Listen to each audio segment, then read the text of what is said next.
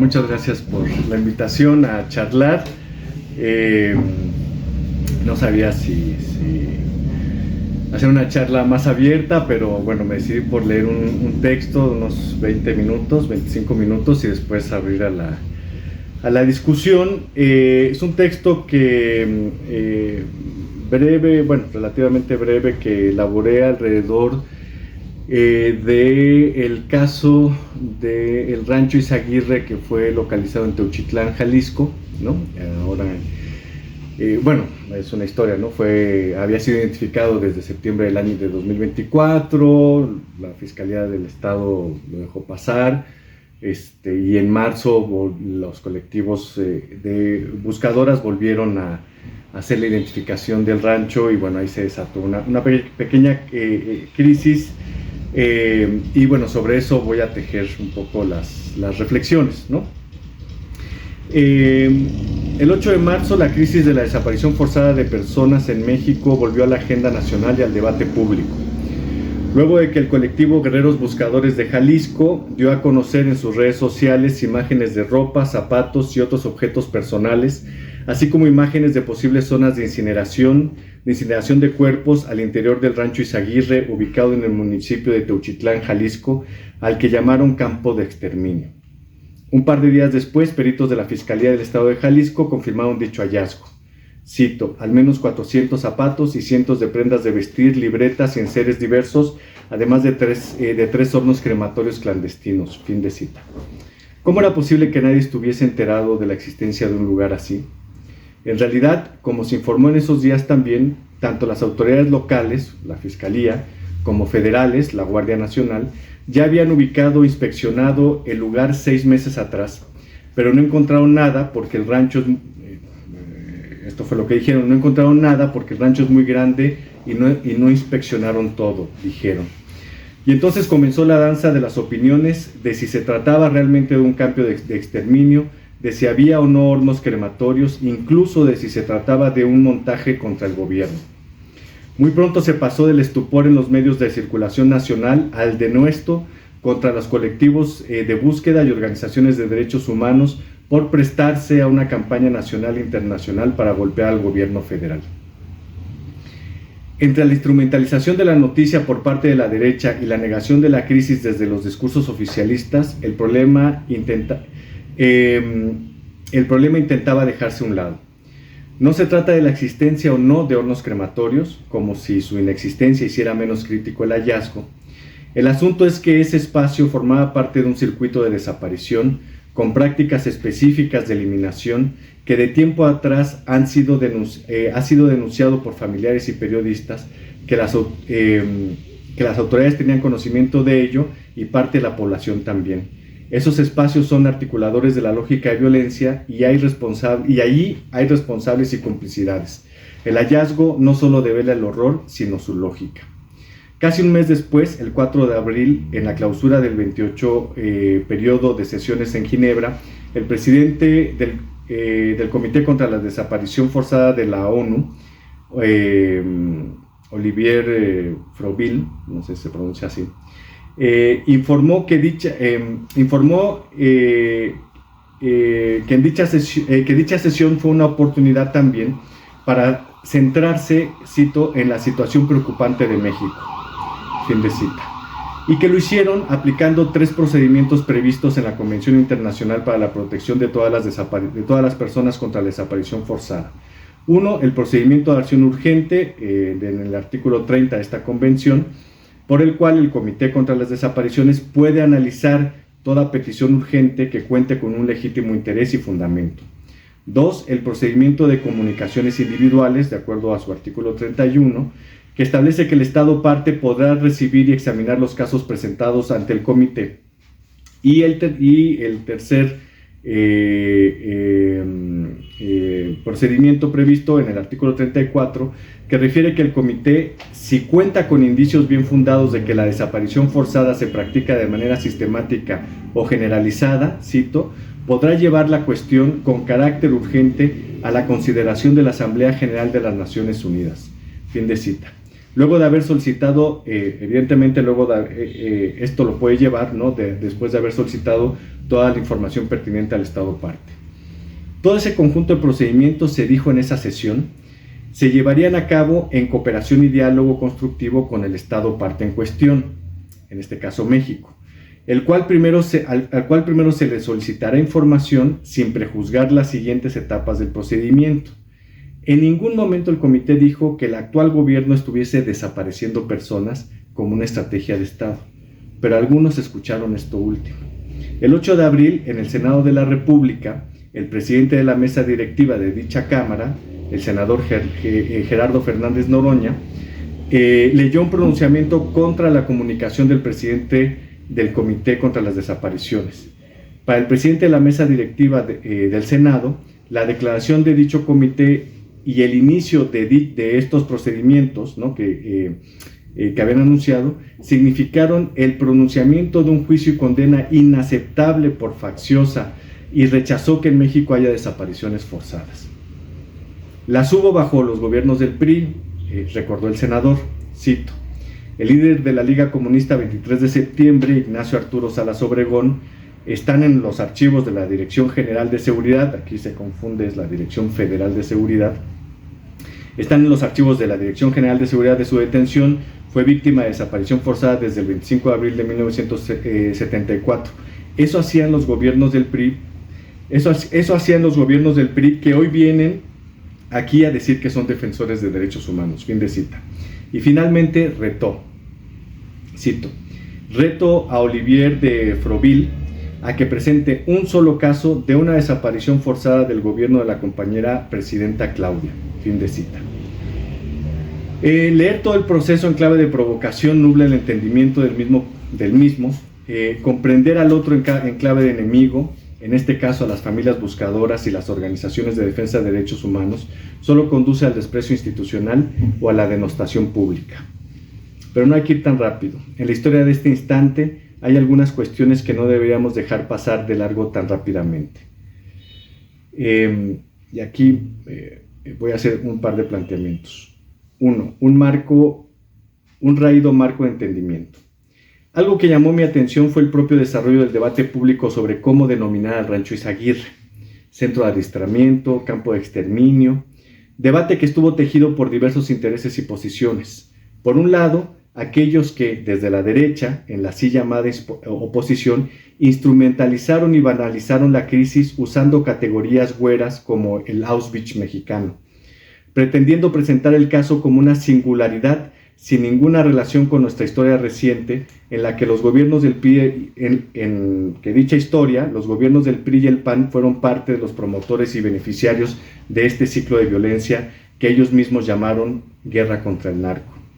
Y por otro lado, los discursos desde diversas posiciones oficialistas que buscaron negar la crisis, enmarcando el debate en una supuesta conjura nacional e internacional contra el gobierno, donde las propias organizaciones de madres y familiares de desaparecidos aparecieron como instigadoras.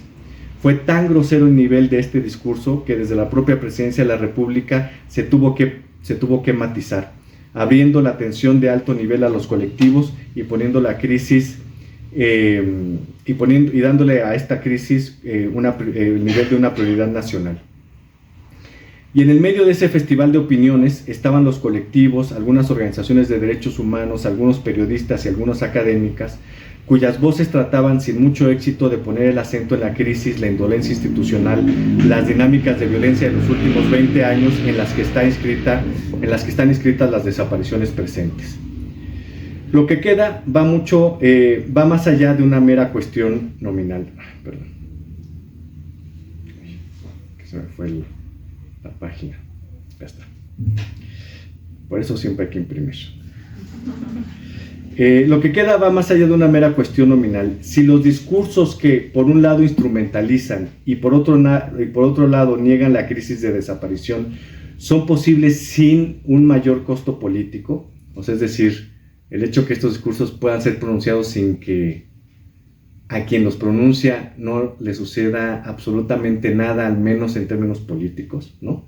En gran medida es porque nuestro marco de entendimiento sobre las desapariciones está bastante raído, o porque no lo hemos construido, como si hubiese una imposibilidad de pensar estos casos de extrema violencia en el despliegue presente de su propia historia y estructura, y en sus resonancias con las formas de la desaparición forzada en nuestro pasado reciente.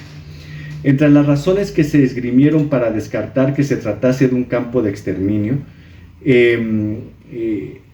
se señaló lo rudimentario de la infraestructura encontrada en el rancho Izaguirre. No era posible tal tipo de barbarie sin que existiese una infraestructura ad hoc. Quizá algo tan grande que permitiera... no era posible tal tipo de barbarie sin que existiese una infraestructura ad hoc, ¿no? Mucho se dijo de, bueno, pues no puede ser un campo de exterminio pues, porque no hay hornos crematorios. No puede ser un campo de exterminio porque no hay enormes fosas clandestinas, ¿no?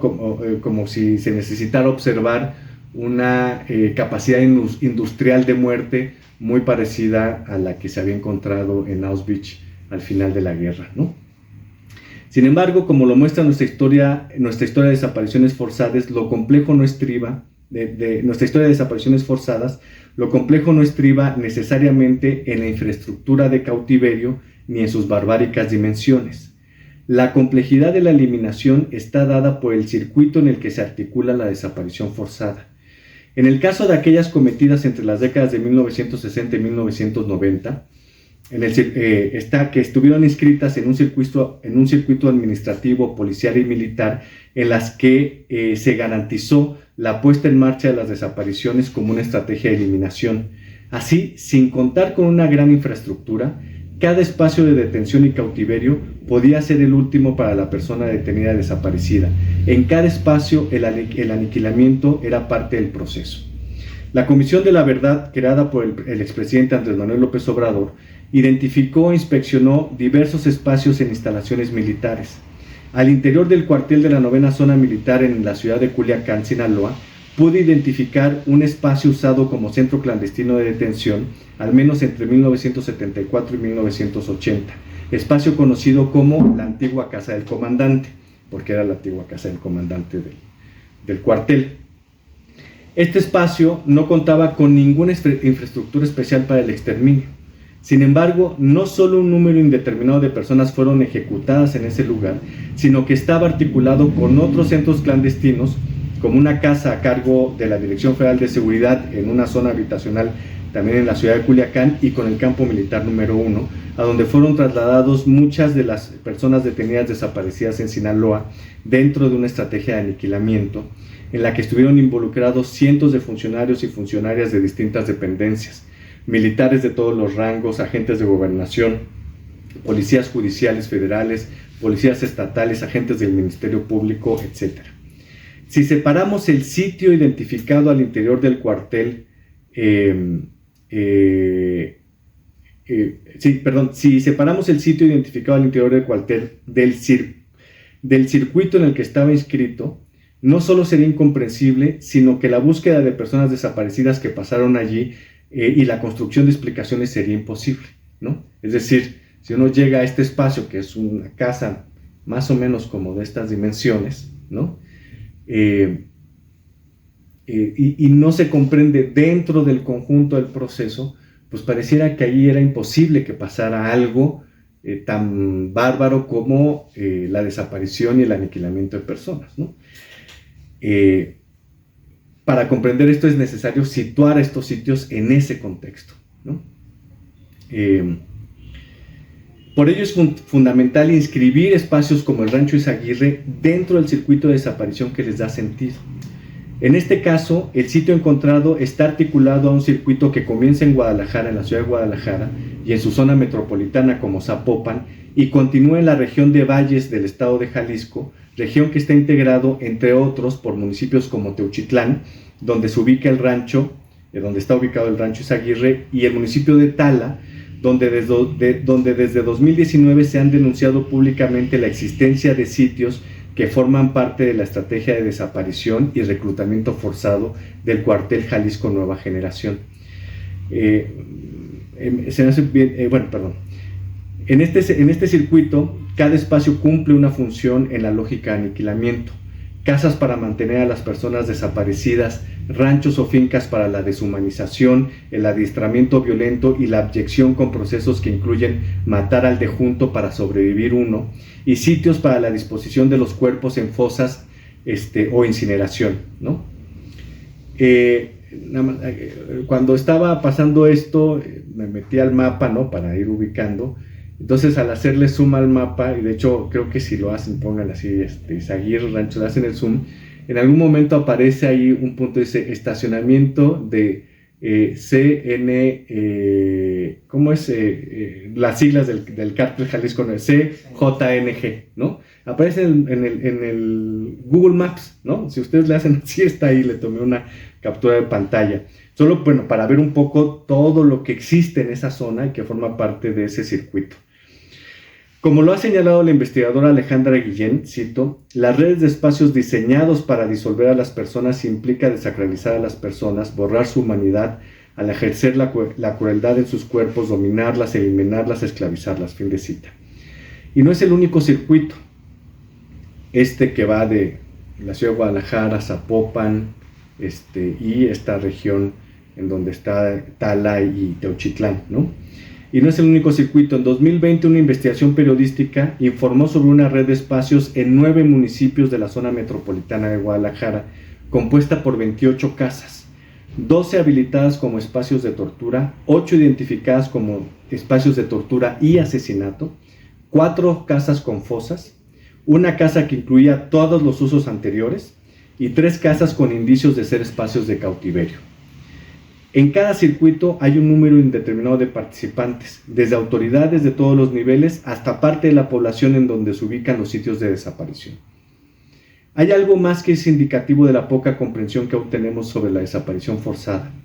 Entre las cosas que se dijeron fue que algunos de los desaparecidos posteriormente eran vistos con vida formando parte de algún escuadrón de sicarios, o que llamaban a sus casas para reportarse y decir que estaban bien, o que incluso regresaban por algunos días a sus casas presentando todas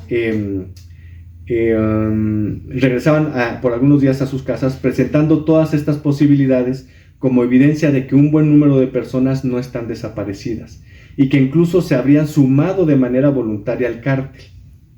No haciendo a un lado que algunas personas se sumen voluntariamente, las dinámicas de la desaparición, cómo y quiénes desaparecen, y los números de denuncias por desaparición y la lógica de violencia existente descartan que la mayoría desaparezca voluntariamente. No sé si se acuerdan estos, cuando sucedió esto hace un par de meses, comenzaron a decirte esto, no, es que no es cierto que estén desaparecidos, ¿no? Porque se les ha visto en un escuadrón de la muerte del Cártel Jalisco, o porque han llamado a su casa, o incluso han pasado por su casa, hay sobrevivientes de esto, entonces no es cierto que estén desaparecidos, ¿no? Hay que dejar claro que la desaparición forzada no es un acto único por el cual la persona es abducida y desaparecida. Es decir, cuando hablamos de desaparición forzada de una persona, no es solamente ese momento en el que desaparece y como por arte de magia dejara de existir en este mundo, ¿no? Más bien, se trata de un conjunto de procesos clandestinos, el secuestro o detención, confinamiento, tortura, uso de las personas y de sus cuerpos, eliminación y disposición final de los cuerpos, articulados a lógicas violentas de economía y dominación. La disposición absoluta de la persona, su uso y explotación radical y el cuerpo como objeto de violencia hasta su aniquilamiento configuran el núcleo de esta técnica bajo un supuesto de clandestinidad. Es decir, la desaparición forzada de personas implica un conjunto complejo de personas, de procesos, ¿no? Por los cuales atraviesa una persona por un tiempo indeterminado. Puede ser un día o pueden ser incluso años, ¿no? Como en el caso de la trata o en el caso del reclutamiento forzado. Las personas detenidas desaparecidas bajo la política de contrainsurgencia entre las décadas de 1960 y 1990, una vez recluidas en los centros clandestinos de detención, eran sometidas a torturas durante días, semanas o meses para obtener información, o eran objeto de tortura física para presionar, o tortura física o torturas o eran objeto de tortura física para presionarlos, o torturadas psicológicamente a través de otra persona desaparecida, ¿no? Como los menores, como sus propios hijos menores de edad, ¿no? Hubo casos en donde detenían a una persona, una militante, y justo la detenían en el momento que estaba en su casa, se la llevaban a ella y a su hijo o hija, y amenazaban con torturar a sus propios hijos, la mayoría menores de edad, infantes, para obligarlas de esta manera, ¿no? Entonces eran torturas físicas o psicológicas. Algunos de los detenidos desaparecidos, de las personas detenidas desaparecidas, fueron sacadas de los centros clandestinos y llevados a trabajar, así se le decía en el argot insurgente, cuando eran sacadas a colonias, plazas o calles, para identificar casas de seguridad de las organizaciones o que identificaran a otros militantes. En estos procesos, muchos fueron vistos aún estando en calidad de detenidos desaparecidos. Por ejemplo, el caso de Daniel de la Cruz Martínez, que fue detenido el 7 de agosto de 1974 por el ejército en el poblado de San Martín de las Flores, luego trasladado al cuartel del 27 Batallón de Infantería en Atoyac, Guerrero. De acuerdo con el testimonio de su esposa, un mes después de haber sido detenido, lo pudo ver en la localidad de San Andrés, en un retén militar, y pudo platicar con él. Después lo llevaron los militares que lo tenían detenido desaparecido, después se lo llevaron de ahí. A los 2 meses de su detención, probablemente en octubre, Daniel envió un mensaje a su esposa con un militar diciendo que estaba en Santa Marta, municipio de Tecpan, ahí en Guerrero también, pero su esposa no acudió al llamado por falta de recursos y por miedo de que fuera una trampa. Pues habían estado deteniendo y desapareciendo a familias completas. Daniel continúa desaparecido y es una de las personas que aparece en los listados de los vuelos de la muerte. Sometidos a una lógica violenta de economía criminal en el presente, no resulta extraño que las personas desaparecidas dentro de este circuito puedan ser vistas o puedan tener comunicación por algún tiempo fuera de los espacios de confinamiento. Y esto no convierte bajo ninguna circunstancia en voluntaria su situación. Incluso la complejiza. Por ejemplo, aquellas personas obligadas a matar abren una zona gris de víctima-victimario que también estaremos obligados a comprender. Pensar que la desaparición forzada solo es la ausencia absoluta de una persona es, cuando menos, ocultar el complejo proceso violento y de explotación de sus cuerpos al que son sometidos. 2. Desaparición forzada sin Estado. No toda desaparición puede ser comprendida bajo el concepto jurídico de desaparición forzada, ¿no? Que está muy claramente definido. Desaparición forzada es la detención, ¿no?, de una persona por parte de un funcionario del Estado o de gente con aquiescencia del Estado y la negación de entregar información, ¿no? Sin embargo, el rechazo inmediato a considerar las desapariciones cometidas por el crimen organizado, las que cometen hoy día, como desapariciones forzadas, está situado en una lectura restringida del concepto. Quizá en esa lectura se pueda encontrar cierta racionalidad a la reacción virulenta de algunos actores políticos ante la preocupación mostrada por el Comité contra las Desapariciones de la ONU respecto de indicios que la desaparición forzada en México se esté cometiendo de manera generalizada.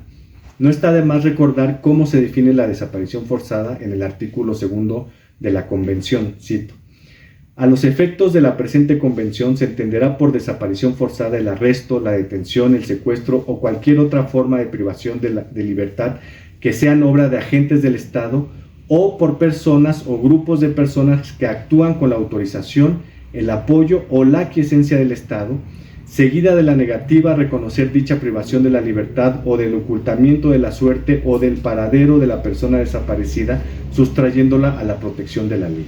Fin de cita. Sobre esta definición, en mayo de 2023, el Comité contra las Desapariciones emitió la Declaración sobre los agentes no estatales en el contexto de la Convención Internacional, considerando que la Convención es, cito, un instrumento vivo y debería interpretarse a la luz de las condiciones actuales y de la evolución del derecho internacional, fin de cita. En ese sentido, se señala que la desaparición forzada la pueden cometer agentes del Estado o personas o grupos de personas. Se entiende que estas no serían agentes del Estado, pero que pueden actuar con la autorización, el apoyo y la aquiescencia de este. Y es en esas tres condiciones en las que se actualiza el concepto de desaparición forzada sin la participación directa de un agente del Estado o de un plan sistemático desde el gobierno, particularmente en el tema de la aquiescencia. Cuando el Estado ha tolerado o consentido las desapariciones, aunque sea implícitamente, cuando por acción u omisión y en pleno conocimiento de las desapariciones no ha adoptado medidas para prevenirlas, investigar y castigar a los responsables, cuando se ha actuado en connivencia o desentendiéndose de la situación, cuando directamente ha creado las condiciones para que ocurran las desapariciones, en ese momento estamos hablando de una desaparición forzada. Que la situación de México cumple con todas esas. Y estas circunstancias se aplican cuando los perpetradores son grupos paramilitares, patrullas civiles, empresas de seguridad privada y también personas implicadas en la delincuencia organizada. Lo que las declaraciones dadas por el Comité contra las Desapariciones ponen en la discusión es que en el caso de México se actualizan todas las consideraciones anteriores. No que el gobierno federal esté implementando una estrategia sistemática y generalizada de desapariciones, que fue lo que entendió el senador Gerardo Fernández Noroña, sino que el Estado ha generado las condiciones por acción u omisión para las desapariciones por actores no estatales. Por ello, se les puede denominar forzadas. Esto último sin omitir que en un número importante de casos se verifica la participación de agentes del Estado, hoy día, ¿no? Si bien el nivel de impunidad es casi total, ha habido casos en los que los funcionarios públicos de Estado han sido llevados a juicio. Hasta el 2021, por ejemplo, se habían dictado 36 sentencias por este delito contra funcionarios de la Marina, de la Sedena, de agencias policiales extintas como la AFI, policías municipales y policías estatales. Por lo tanto, hay suficiente evidencia de que la desaparición de personas sigue siendo una práctica llevada a cabo por funcionarios de diversas dependencias del Estado. Insisto, esto no quiere decir que sea un plan sistemático del Estado, pero también hay agentes del Estado participando. Es decir, de la interpretación sobre el artículo 2 de la Convención se deriva la posibilidad de que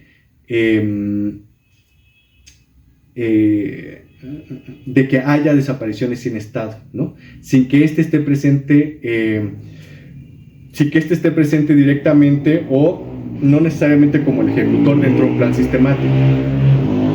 Lo que correspondería al Estado mexicano es aclarar si esa práctica es sistemática y generalizada, y si lo es, qué camino se está siguiendo para atenderla, en lugar de negar la existencia de la crisis. Y finalmente, con el pasado por delante. Resulta relevante, por no decir chocante, la prisa de algunos actores políticos de nuestra mecánica nacional por deshacerse de toda responsabilidad sobre las desapariciones forzadas.